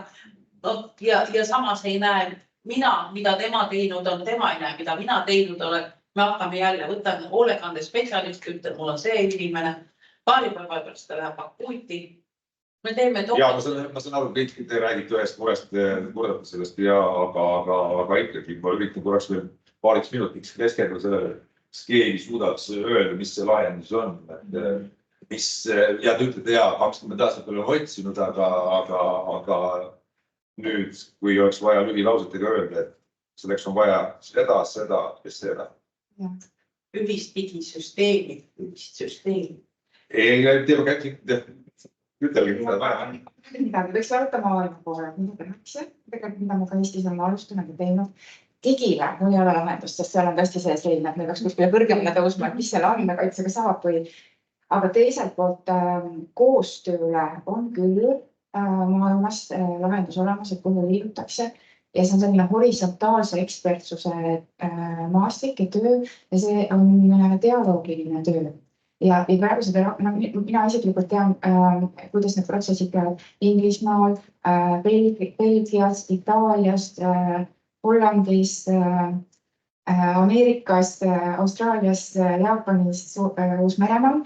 Ja mida see tähendab? Ja me Eestit teeme ka, me oleme praegu Tartu Ülikoolis esitanud juba ära koos belglastega projekti, me tahame selle dialoogilise töö tasandi ja oskused tuua Eestisse sisse kõrgharidusse. Samamoodi nagu belglased samal ajal pool rakendama oma ülikoolist. Ja see mõte on selles, et see klassikaline vana juhtumiskorraldus, et see tõepoolest me oleme teinud sajandisse, et see praeguse aja töö on see, et kuidas võimalikult kiiresti, võimalikult operatiivselt erinevate valdkondade spetsialistid, aga ka lähedased ja mitte ainult lähedased, vaid need inimesed, kes reaalselt on olukorraga seotud, on võib-olla naabrid, sugulased, need, keda praegu, kes on võib-olla paistavad nagu nende klassikaliste struktuuride mõttes nagu kaugel, aga inimesel on nad lähevad, sellepärast nad muretsevad. Et need, kes selle mure olukorras inimese ümber on, neid võimalikult kiiresti kokku tuua ja nende oma ressursid tööle panna. Aga see ei ole seda mudelit, et teeme plaani, et sina teed seda, sina teed seda, sina teed seda, vaid see on nagu teisipidi. Et kui me oleme murest, mis on minu vastutusala, mida mina teha saan, et inimesed hakkavad liituma sinna sellesse ühisest nagu, ma ütlen, et kasutan sõna arutelu, see ei ole nagu arutelu vormis, aga see, mida mina teha saan igaks vastutuse. Ja võib öelda, kuidas see tervishoidu ja sotsiaalvaldkond mõjutab. Soomes tehti 10 aasta registripõhine uuring ja vaadati just vaimse tervise valdkonnas, et inimesed, kes olid saanud avatud dialoogipõhist abi ja need, kes läksid tavapsühhiaatriasse vaimse tervise valdkonda, kõik see klassika, et hindan, saadame edasi, siis järgmised spetsialisti juurde. Ja mida see näitas, et esiteks on see, et need inimesed vajasid hiljem vähem teenust, ma praegu peast ei jõudu öelda mitu protsenti, ja nad vajasid vähem hiljem sotsiaalteenuseid ja toetuseid pikas perspektiivis. Ehk siis ka see sisuline töö, et me sellesse koostööprotsessi siseneme spetsialistidena eelkõige inimestena ja võtame kogu oma selle oskustööna siis hinnast ja pagasid kaasamissüsteemist tuleb. Aga me ei hakka seal tegema seda, et mina saan näidata nii palju ja et mina ei taha endale võtta mingi kriitse, kes mu suuna edasi, et seda edasi suunamise enam välditakse. Suurem liikusime juba 3. punktis, tegelikult me teha aega ka nii kaugel, et mis oleks need tuleviku võimalused ja teiste riikide praktikat ja siit juba sellega jutuga läks, et või just teadus, rääkida ikkagi omavahel, aga kuidas see suhtlemine teha niimoodi, et see ei jääks kusagile seisma, vaid ta jõuakski inimestele, et mida iga valdkonnas töötav spetsialist siis saab oma poolt ära teha, kuidas see teavitamine peaks käima või siit just kuulajate poolt tuli, et lõpeb jälle, kuigi see info kusagil olemas, aga kusagil selja taga kinni või ei tohi seda anda. Mis hea teie meelest siis hea võimalus oleks, et selle spetsialistide vahel see info liiguks? Ma mõtlen seda, et mida näiteks mina EGA esindajana või Eesti Geriaatrilise Odontoloogia esindajana, et meie jätkuvalt teeme märgukirju Sotsiaalministeeriumisse ja saame vastuseid, aga me jätkame seda. Ja vahepeal lootust ja vahepeal jälle see läheb ära, aga et seda tuleb jätkata. Aga mis puudutab arusaamist teise eriala ülesannetest, nüüd tekiks see, millest sa rääkisid, et millest sina ka rääkisid, see vaiba teema, eks ole, et kus on see keegi, kes seda vaiba liigutab, et las ta olla see vastutuse kott seal hallis alas. Et võib-olla koolina on see ülesanne, nii nagu ka Viivika juba tõi sisse, et me peaksime ehk siis õdedele tutvustama ja andma selle vaate, mida tunneb, kogeb, vastutab sotsiaaltöötaja ja kus on see ühisosa. Et praegu on praktika, üks ülesanne näiteks geriaatrilises õendusabis, et ta vaatab, kas selles kohas, kuhu ta tööle läheb, on interdistsiplinaarne meeskond, et püüab olla osa sellest meeskonnast ja püüab seda siin reflekteerida. Seda on vähe, aga ehk siis tuua selline hea näide, ma võin selle näite tuua, mis me Dagmariga paar aastat ellu kutsusime, et meil oli siis ühine valikaine, kus siis olid oodatud, meil oli sotsiaaltöö tervishoius ja tervishoid sotsiaaltöös, oli selle valikaine kursuse nimi. Ühes ülikoolis üks ja teises koolis teine. Ja see oli siis, et meil oli siis õed, ämmaemandad ja sinu poolt sotsiaaltöötaja. Ja me siis püüdsime leida ühised ajad, me käisime siis haiglas, meil olid füsioterapeute käis rääkimas abivahendite keskuses, me tegime selles samas ruumis, oli meil, me panime nad gruppidesse, nad said juhtumid ja nad hakkasid neid lahendusi, siis otsisime sellest, nad tegid neid väga innukalt ja see oli väga äge. Aga see jäi ära, me ei saanud seda enam järgmine aasta teha, sellepärast, et meil ei jälle see koostöö ja platvormide mitte ühildumine, sest et meil oli väga keeruline panna oma õppesse, kus meil on moodulõppe sellist korrapärast valikainet. Aga ma ei tea, võib-olla on see koht, kus me püüame selle takistuse ületada ja ikkagi praegu mõtiskleda selle üle, et see kõik on logistika, kõik teada, siis on see võimalik. Et see oleks ka see, mida Viivika praegu tõi, et tahaks kuulata. Et tegelikult on see, et kuigi see valikaine langes ära, siis õdedel on praegu ikka veel 4. kursusel teenust kogukonnale praktika ette nähtud. Aga, see on üks aga, on antud sihuke libisemise võimalus, et siis sa võid need tunnid täis saada, kui sa lähed osutad esmaabi näiteks mingitel võistlustel. Et seal tuleks see libisemise koht ära võtta ja siis tegelikult see teenus kogukonnale praktika. Mina isiklikult tegin selle Agrenska puuetega lastele, kes oli tohutult hea kogemus. Ja seal võiks lõpus olla see, et sa pead andma nagu põhjaliku analüüsi just selle interdistsiplinaarse koostöö osas. Et sealt tegelikult võiks ka midagi kooruda nagu koostöö formaadina. Aga jah, praegu on natuke niisugust libisemise võimalust, et osad libisevad. Aga see on hea tähelepanek, et tegelikult mitte ainult süsteemides ei ole need barjäärid, aga ka koolides, ülikoolides tegelikult on barjäärid, et kuidas me tegelikult õpetame neid spetsialiste, kes peaksid tulevikus väga hästi koostööd tegema ja me ei suuda neid ülikooli ja haridussüsteemi barjääri ületada. Tänaseks päevaks meil ei ole sellist õppekava enam, meil ei ole seda ainet enam, aga samas ju teile tulevad meid töötama inimesed, et seda teab. kas see oli väljakutse? ja, et see ongi hästi oluline teada, mida mingi teine ametkond või ametikoht teeb. Et mis meil on nagu hästi palju edulugusid on tegelikult ongi need, kui me teeme koostöökohtumisi, kui me istumegi laua taga, kus on võib-olla politseinik, päästeteenistusest keegi, meie mõni õde või kiirabitöötaja ja siis me lahendame mingid juhtumid, sest siis me saame tegelikult aru, kuivõrd erinevate nurkade alt me seda näeme. Aga samas mulle meeldis, kui Esta teemapäeval politseist Ottomar Virk ütles, et aga lõpuks me ikkagi üritame seda palli kõik samasse väravusse lüüa. Lihtsalt natuke erinevate nurkadelt ja see nagu väljendab minu arust nii hästi seda koostööd, et kui me teame, mis on teise poole vastutusala, mis on tema võimalused, siis nagu on vähem ka seda, et kus me hakkame eeldama, et see on sinu töö ja see on tegelikult sinu töö, siis käib see vaidlemine, kelle töö see on nagu selle asemel, et lihtsalt nagu märgata, teada, mida teine pool teeb ja siis leida inimesele parima. Aga ma lisan sinna juurde ka teistsugune suhtlus spetsialistide vahel, et see on see, mis tuleb sellest dialoogist. Et mis on ka see murekoht, et erialad ja kipuvad nagu hierarhiasse ennast panema, et kelle poole me vaatan. Aga mis küsimus on see, et tegelikult peaks olema see horisontaalne ekspertsus, et kõik tulevad oma ekspertsusega.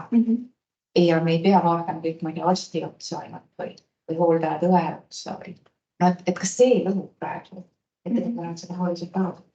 Miks siis, kui teid kuulasin jälle täiesti inimene, et ma saan aru, et vist ongi siin näitena, kui oli politsei ja pääste ja kõik inimesed saavad naist laua taga kokku ja tekib selle valdkonnaga, kes kõik puutuvad kokku, et saavad lihtsalt kokku ja räägivad oma vahel. See on jälle sedasi viib, et kui lihtsalt teeme ära, saatsid meile ära kõik tõid patsiendi valdkiri minema. Et see lõpuks niimoodi ära, et saab kuidagi, aga mingi avaldati seal on üks mure ka eelgi. Kõigile inimesed seda edasi, et ongi vist nagu nii, mina saan aru, ma saan õigesti aru, et on vaja nendel inimestel lihtsalt kokku saada ja rääkida. Ja ma mõtlen, et võib-olla siin ongi, et meil on juba lahendused olemas, et see hoolduskoordinaator, et projekti idee juba on ametikohad loodud, aga neid ei ole juba ainult linnades, mitmes linnas on oskastud, on üle Eesti, see on nagu süsteem. Ja kas see läheb ka edasi? Et kui see on nagu nii hea näide, mis te olete teinud oma töö kestel, et see jätkub, see oleks üle Eesti kõikides omavalitsustes. See oleks nagu üks lahendus. Ja teine pool on see, et on ju veel lahendusi, kus on Viljandis projekt, mis on väga head tagasisidet saanud ja ta on tulemuslik. Et ärme leiutame siis uusi, et hakkame neid, mida on juba testitud, kus on tulemused, et võtame neid üle siis. Aga me tahame midagi uut teha oma keskkonnas. Et võib-olla on need ka ühed lahendused, mida julgemalt ja jõulisemalt tegelikkuses võiks kasutada. Ma tean, et Sotsiaalministeeriumi eesmärk ongi pikaajalises perspektiivis laiendada seda mudelit üle Eesti. Meie oleme küll Tartu linna koosseisus juba aastaid, aga praegu uues projektis on meil Tartu maakond näiteks. Et nad tegid uue projektiga maakonna üleselt, et on vist ka Rapla, Ida-Virumaal on täitsa esimest korda projekt Saaremaaga. Et kui alguses olid need projektid, siis tegelikult mis juhtus oli see, et tehti aasta aega projekti, see oli aasta aega pausi. Selge on see, et inimesed tahavad tööd teha ja lähevad mujale ja siis tuli uus projekt ja see natuke nagu lonkas. Et aga nüüd on projekt on 2-aastane ja ikkagi nende ministeeriumi eesmärk on seda mingit sellist teenuste koordinaatorit, hoolduskoordinaatorit laiendada. Aga mõtle jälle, et me teeme projekti, meil on nii palju hariduses näitab, meil on projekt, kõik on õhinapõhised, projekt saab läbi ja siis on vaikus, midagi enam kuule. Võtame uue projekti. Et aga see võikski siis, kui ta on juba saanud, kui ta on saanud tulemusi, miks me siis ei rakenda seda kõikidest projekti põhiselt edasi. Jah, Tartus meil vedas, et Tartu linn nägi, et me oleme vajalikud ja jättis, isegi alguses oli nüüd 1, nüüd on 3. Et Tartus, ja ma arvan, tänu sellele ongi see Tartus hästi tööle läinud, et ei ole neid auke jäänud ja stabiilne ei ole neid spetsialistide vahetumisi, inimeste vahetumisi. Et aga ma loodan, et me oleme seda tagasisidet ka andnud neile, et tegelikult see hästi palju nagu kuidagi paneb sulle kogu asja pausile, siis tuleb uus inimene, et hakkab jälle otsast peale seda rada sõtkuma sinna sisse. Ja, see saan aru, aga meil on aega otsa saama, väga palju ei ole. Lihtsalt korraks vaatan veel siin poole saali ka, et kui siin on praegu mingeid küsimusi või ideid, mida võiks kõva häälega välja öelda, siis aga palun.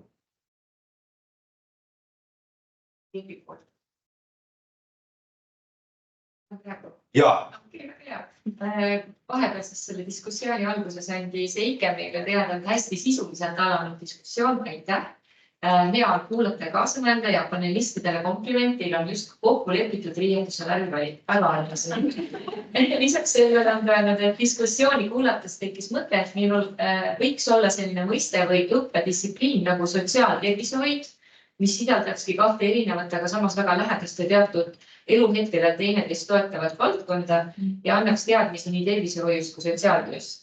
Ja muidugi siin arenes ka omakorda vestlus edasi, et Pärnu kolledžis ju tegelikult juba pakutakse sotsiaaltöö ja rehabilitatsiooni korralduse erialal sellist ainet nagu sotsiaaltöö tervishoid ja Tartu Tervise Kõrgkoolis on hooldustöö õppekavas ka olemas sees, et selles mõttes on siin olemas.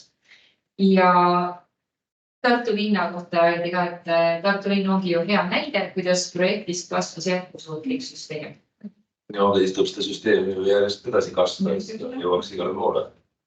Ma kordan seda, lihtsalt täpsustaks selle projekti maailma ära. Et kõige hullem ongi see, et mis Eestis asjad edasi lähe, on takistud projektid. Tegelikult me ei tohiks kogu aeg, eriti need omavalitsused, ja nad võtavadki ühe projekti, teise projekti, sealt saab raha, aga nad ei taha ise rahastada edasi või siis ei ole raha. Et ma näen tegelikult, mina olen koduolus ettevõtte juht, et tõesti, me näeme tegelikult seda, et see on üks suur takistus inimeste jaoks, et inimene saab projekti raames, saab tohutu hea teenuse, kõik hakkab jooksma, projekt kukub ära ja kõik lahkuvad. Aga ta oli selle teenusega arvamus ja meie tegelikult näeme ja siis vaadatakse meil otsa, et projekt sai läbi ja nüüd tuleb siis teie, hakkate ise maksma selle eest. Ja, ma saan aru, aga kas see, mis te räägite, ütleme, laias laastus mure ongi raha.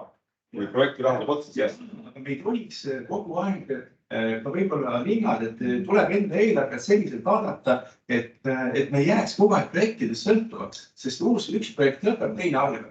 Kui siin oli näiteks sellest IT-lahendustest, siis see on täpselt sedama asi, et igaüks mitte ei taha arendada seda olemasolevat IT-platvormi, vaid siis tehakse uus projekt, kus on jälle mingid uued asjad ja jälle uus programm. Neid programme on kõigil väga palju. Isegi meie oleme loonud ka ühe programmi juurde, et ikkagi oleks väärilised. See on IT-meeste toimimine, ärge sotsiaalraha. Mul oli väga kunagi ükskord Rait Kuusel oli rääkima. Jaa, ma seda aegselt otsustanud, lihtsalt räägib väga põnevalt, aga kui need projekte on nii palju või neid IT-meeste tehtud programme nii palju, siis need inimesed, kes kasutavad neid IT-asju, ma lihtsalt jälle ütlen täiesti kõvalt, võib-olla panen täiesti kirjaga sealt pole vaja. Et siis need, kes kasutavad neid asju, ütlevad, et kuulge, see on siin lihtsalt tilulidu, see on tilulidu, võtame selle ja tegeleme selle. Korjame selle prügi kõik ära sealt ja saame üldse asjad, et me saaksime kõik kokku ja aitab, tegeleme selle. Ärge igaüks hakake nüüd arendame seda ühte asja, kui kõik seda ka nõus on. Lihtsalt. Korraks pistan ka siia selle IT-teema, aga kui ei olegi selles valdkonnas IT-arengut ette nähtud, et näiteks hooldusvaldkonnas, millega me tegeleme, meil ei jäänud muud midagi üle, kui eraettevõtte ka koostöös infosüsteem välja arendada ja siis me maksame selle eest, eks ole, sest et alternatiiv on paberkandja ja seda tehakse hoolekandeasutustes ju palju. Meditsiini poolt jah, on IT-ga kaetud, aga hooldusvaldkond selliselt, et saaks analüütikat teha, et saaks monitoorida, et sellist infosüsteemi ei ole. Aga selline asi nagu see, mis meditsiinis on, olemas lihtsalt tõsta need teadkirjad ja asjad ümber, et meil oleks samasugune nagu meditsiinis olemas samamoodi asi. Tuleks liidestada edasi, vaata hooldusasi, kõik on vaata üks programm, kus on väga erinevad et need on suhtleksid oma. Üks avab ühe programmi, teine teise, mis saadakse kuskil kokku, rääkime, mis sinu programmi toimub. Selge, siis on lihtsalt vaja kuidagi nendel inimesteni jõuda, kes on see meditsiiniprogramm ja hooldusprogramm ja et seal oleks võimalus vaadata neid andmeid, mida siis teadus lubab ja mida vaja on.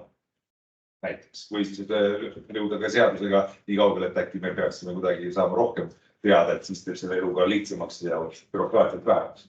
Ma ei tea jälle, aga siin oleme.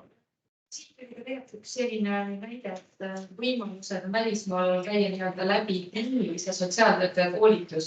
Et võib-olla peaks Eestis hakkama ka mõtlema midagi taolist, mis seoks need kaks valdkonda natuke rohkem. Et ma ei tea, võib-olla on see teie mõtte koht. Tahaks ühe mõtte veel öelda, et mis puudutab neid projekte, et ma mõtlen seda, et me võiksime Eestis olla julgemad, et kui me oleme mingisuguse projektiga toimetanud ja me näeme, et ta töötab, et raha ei ole lõpuks kadunud, et tegelikult see vana tuleb siis võimalikult kiiresti asendada uuega. Et me nagu tahame justkui see, et meil see vana või natuke on, hoiame sellest kinni, seda uue jaoks on raha hästi raske leida. Et me võiksime olla julgemad, nagu tõesti.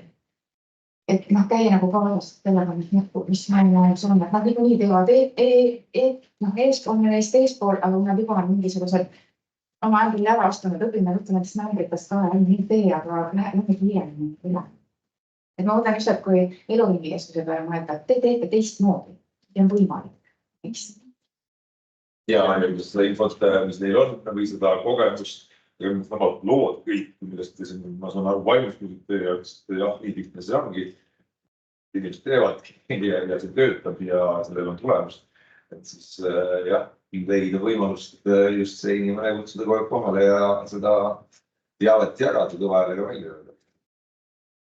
Jah, minu arvamusega, mis ma mõned oskan öelda. Jah, kasutada seda, mis on ära ja seda infot teha. Tahab veel keegi meil tõesti on meil paar minutit nähtavasti, eks ju, enne kui vist lähete maja peale ekskursioonile veel küsimusi kiire lühilausetega. See, kus me oleme ja kuidas edasi, aga võib-olla siit teine pool ka veel juurde tuua, et me räägime sellest, mis on ja siis täiskasvanu haridus. Aga kui me räägime sellest, et on rohkem kriise ja vaimse tervise muresid, et siis see kogu see ennetustöö võiks olla seal juurde lasteaias ja koolid, et kui me täna mõtleme ja koos või seal mõnel, et ka sealt ju üha rohkem ja rohkem tuleb meil laste hulgas vaimse tervise muresid, et siis on nagu teine mõte.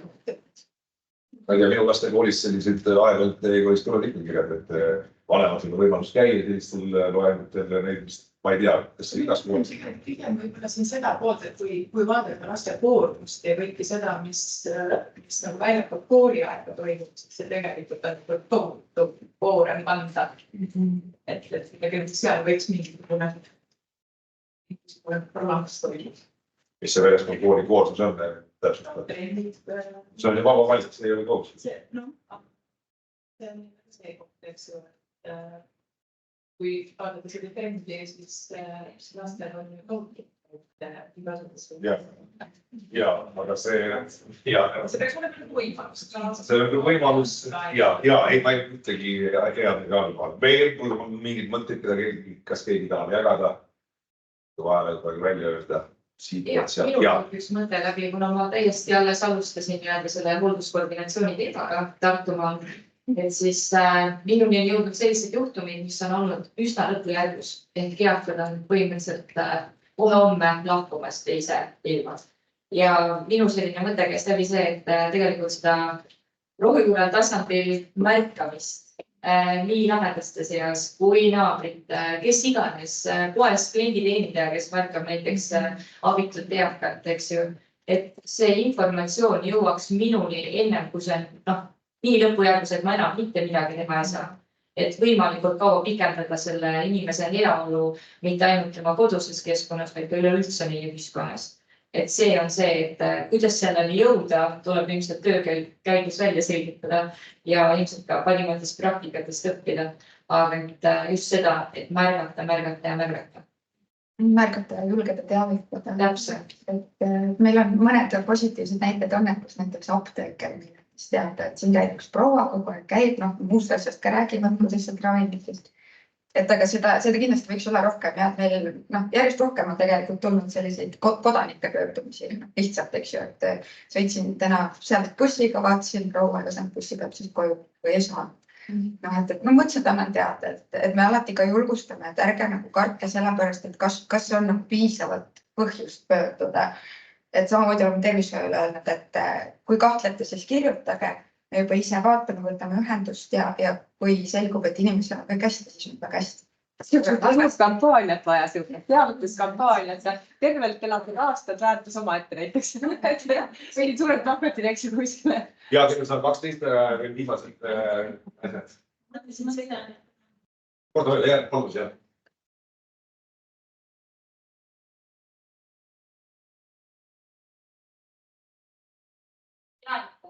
Peame surmast. See on üks elu osa, et ei tuleks nagu ka sugulastele, ütleme, üllatuseks, et näeb, et tema nüüd lahkub, et äkki saate santi võnda, panna vedelikku juurde panna. See väärikas lahkumine peaks ka olema, et seal ka tekib ka meditsiini ja sotsiaaltöötajate suured lõhed, et sotsiaaltöötaja proovib just nagu seletada, et me peame minema, et ei ole mõtet siin 2 päeva enne surma enam vereanalüüsi võtta. Näiteks kas see mõda? Ja ma tõesti nõus, et üleüldse see surma väärika elulõpu teema on nagu ühiskonnas tabu on jah. Ma arust isegi kõige rohkem kui muud sellised teemad, et ja sellist hirmu ja teadmatust on väga palju just inimeste poolt. Soovi segama vaheliselt vaevad otsast. Tähendab, läheb see lihtsalt see, mis te räägite, sellest tuleb lihtsalt jälle teie poolt kõva häälega räägite.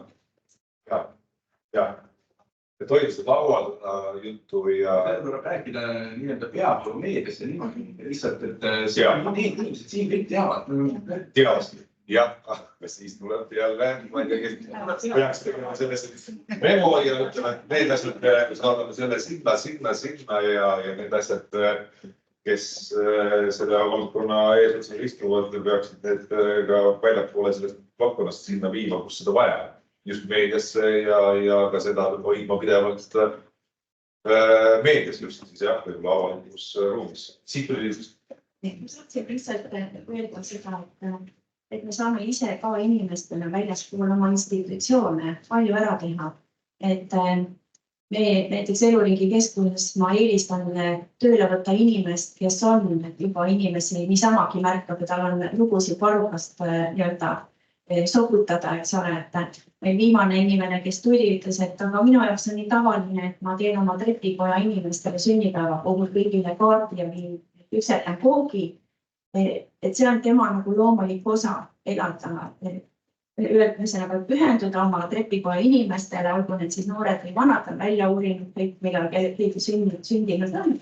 Ja siis selline suht ja inimene muidugi kahjuks tuleb öelda või õnneks ta on enne rahvusest. Need eestlastel me enam veel natukene õppida sellest, et ei isoleeritud või olla. Aga me igaüks ise ka saame teha palju tegelikult. Nii, ja mina võtangi kokku, et kui keegi tahab siin lõpetuseks veel midagi öelda, ei, siis mina täiesti jälle inimene, kes ei tee midagi, saan julgelt öelda ja ei kanna midagi. Tuleb, nagu ma saan aru, omavahel suhelda, see on kõige tähtsam asi. Nii nagu vajavad patsiendid suhtlemist, vajab ka see valdkond spetsialistide vahel suhtlemist.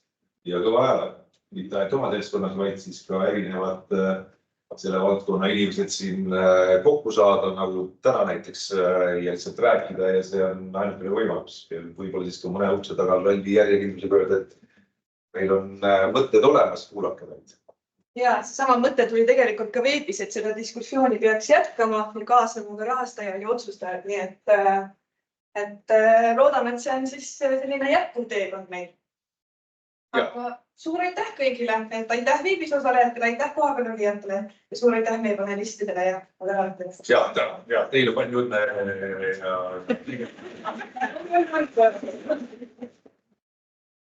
Ma arvan, et te käite maja peal. Ja, et nüüd on võimalik teema väikse sirutuspausi ja nüüd on võimalik siis minna Tartu Tervishoiuülikooli siis väiksele tuurile. Ja Merle saab siis rääkida ka meile õppekavadest.